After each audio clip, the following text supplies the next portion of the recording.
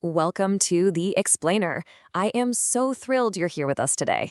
We're going to jump right in and unpack the foundational mechanics of pharmaceutical quality. We'll be looking at exactly how life-saving medicines are kept safe, effective, and perfectly reliable before they ever even come close to a patient's hands. Specifically, we're focusing on the three phases of quality: quality control, in-process quality control, and quality assurance. Okay, let's dive into this because the stakes here are literally life and death. Imagine someone taking a daily medication for a severe heart condition.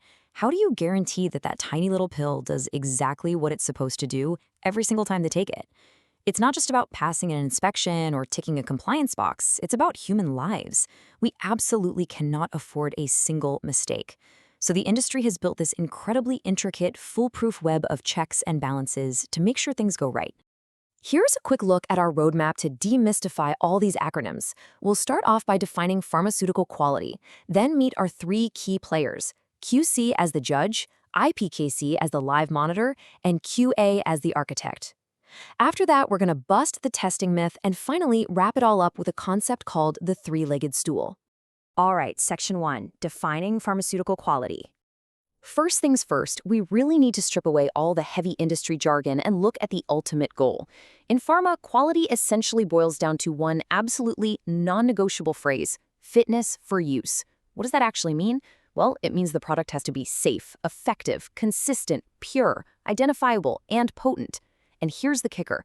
It doesn't just need to be those things on the day it's manufactured. It has to maintain that complete fitness for use throughout its entire shelf life. This idea is the anchor for literally everything else we're going to talk about today. So the crucial point is that this fitness for use rests on four major pillars. First step is safety. Obviously, there can be zero harmful contaminants, none. Second is efficacy, meaning the drug actually does what it promises to do. It produces the intended therapeutic effect. Third, we have identity and potency. Basically, is it actually the chemical it claims to be, and is it at the exact declared strength? And fourth is consistency. Whether you're pulling from batch number 1 or batch number 1000, every single batch has to perform exactly the same way. Now, to uphold those four pillars, the pharmaceutical industry relies on a pretty engaging cast of characters. We call them the three faces of quality. We have the architect, which is quality assurance. We have the monitor, which is in-process quality control. And we have the judge, which is quality control. Moving to Section 2, quality control, aka the judge. Let's start with the laboratory. Quality control, or QC, acts as the ultimate final evaluator of the product, and they do this through a very strict 6-step process. First up is sampling. They pull representative samples based on a really precise plan. Second, testing. They run the physical, chemical, and microbial tests, the whole shebang. Third, specifications. They check those test results against the strict approved release specs. Fourth, they document the results, officially producing what's called a certificate of analysis. Fifth, decisions. Based on all that data, they recommend whether to accept, reject, or maybe investigate the batch. And finally, retained samples. They physically lock away samples of that specific batch for its entire shelf life, just in case they ever need to go back and check it again.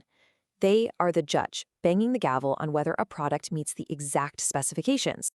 Next up, Section 3, IPQC. The live monitor.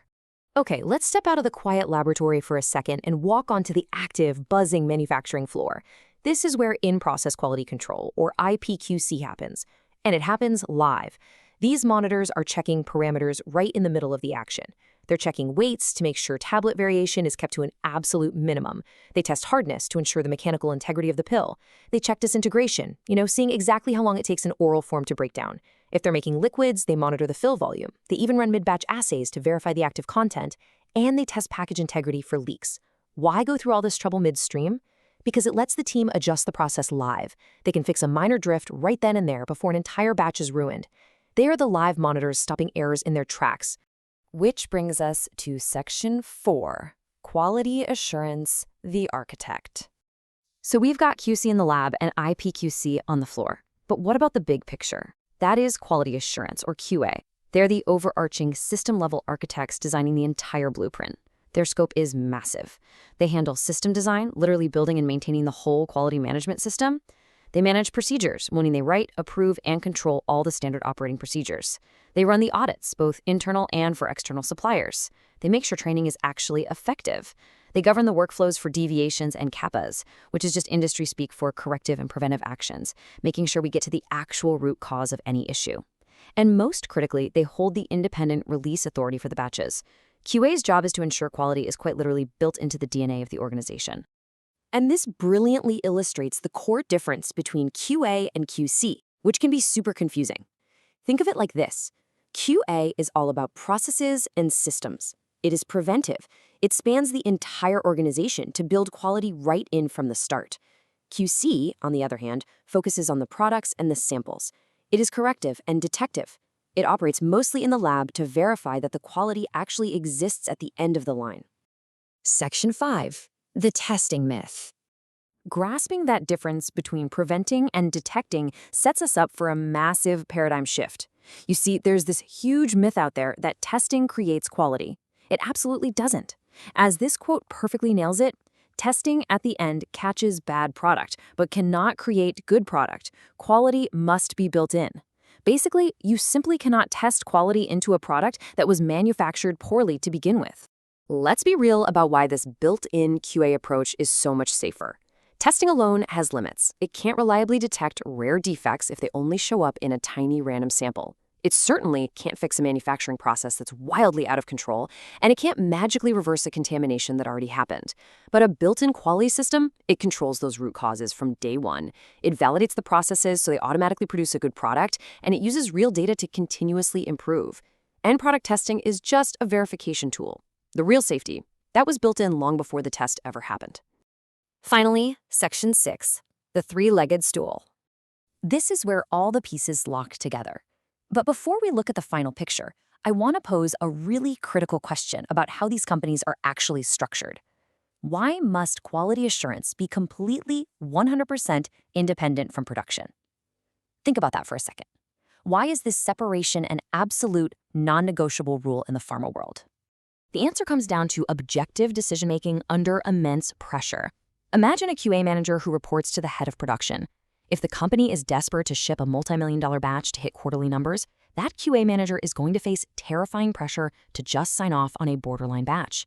That's why true independence means QA reports directly to the board or senior leadership.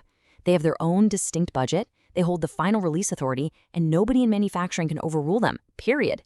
They audit production, and they have the power to literally halt operations entirely if patient safety is at risk. That independence is the ultimate shield for the patient. Now, what's really interesting about this slide is it lets us do a quick self-check. Based on what we've covered today, which of these is the most accurate description of QA versus QC? Is it A, QA tests, QC audits? Is it B, QA is preventive, QC is detective? Or C, QA and QC are just the same thing? Take a quick mental guess. If you picked B, you nailed it. QA prevents issues by building comprehensive systems, while QC detects issues through rigorous testing. Honestly, just understanding that one vital distinction puts you way ahead of the curve in this industry. Let's quickly lock in the core takeaways from today's explainer. First, quality means fitness for use, and it has to be built in at every single step. Second, QC tests the final samples. IPQC monitors the process live on the floor, and QA designs the overarching system. Third, QA is preventive, QC is corrective. Fourth, remember the myth. Testing alone never creates quality. It only verifies it. Fifth, QA absolutely must be independent of production to protect objective decision-making. And finally, QA, IPQC, and QC together form what we call the three-legged stool of pharmaceutical quality. I'm going to leave you with this final thought to chew on. If pharmaceutical quality truly relies on this tightly interlocked three-legged stool of QA, QC, and IPQC, what happens to patient safety if even one of those legs breaks? It's a heavy thought for sure, but it perfectly highlights the incredibly high stakes we're dealing with. Thank you so much for joining me on this explainer, and as always, keep questioning how the world works.